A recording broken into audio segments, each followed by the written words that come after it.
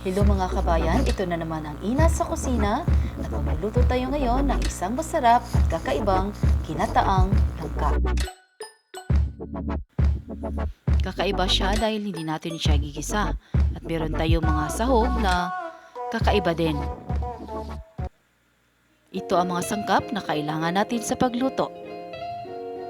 Gata ng niyog, pinakuloang hilaw na langka, meron din tayong pinakuloang hinog na langka, strips, atsyal at saka luya,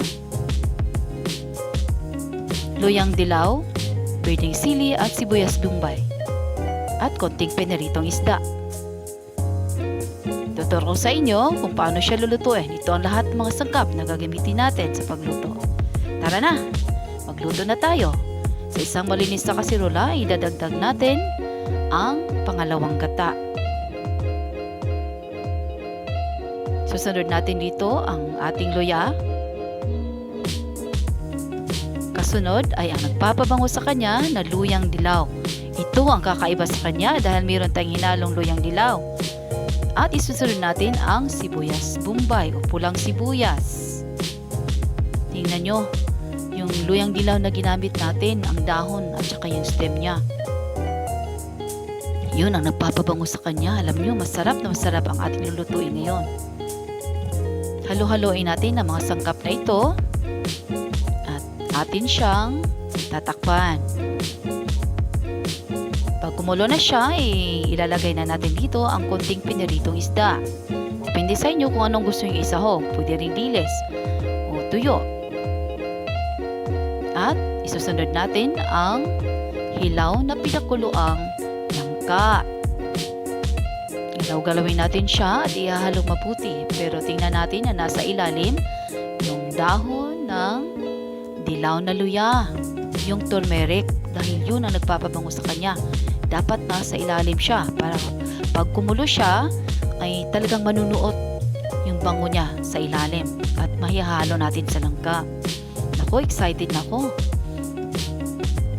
Kasunod dito ay ilalagay na naman natin ang pinakuloang hinog na langka.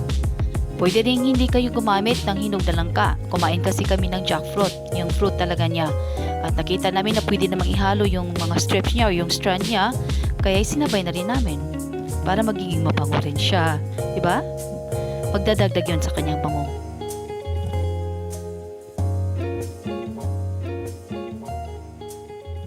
So natin gawin ay takpan siya at pag kumulo na siya ay lalagyan natin siya ng isang kutsarang asin.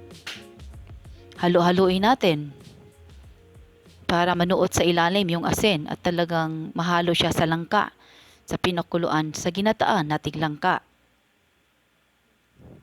Halo-haluin lamang at pati yung luyang dilaw, siguruhin natin nasa ilalim siya. Hindi siya mangingibabaw para yung bango niya na inasam-asam natin at talagang makukuha natin sa gata. Idadagdag natin dito ang berdeng sili. Kasunod ay ang pulang atsal.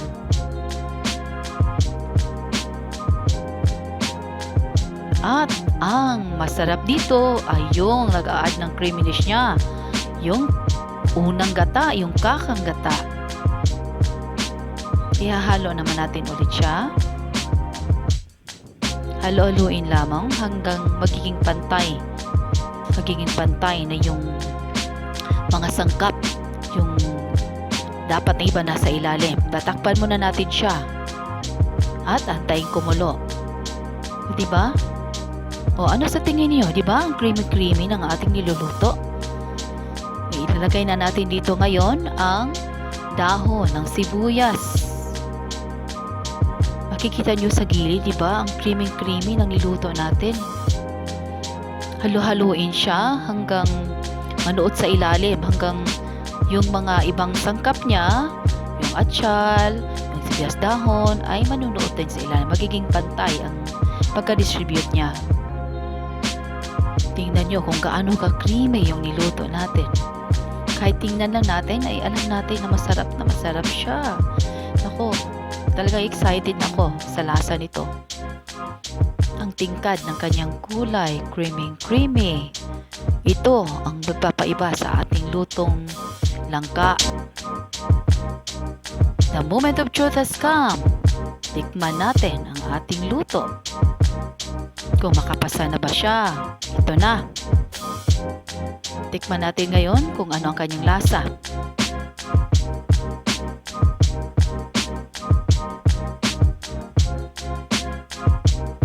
Naku, ang sarap niya.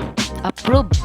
Magluto din kayo nito. At huwag niyong kalimutan mag-subscribe sa aming channel. Thank you!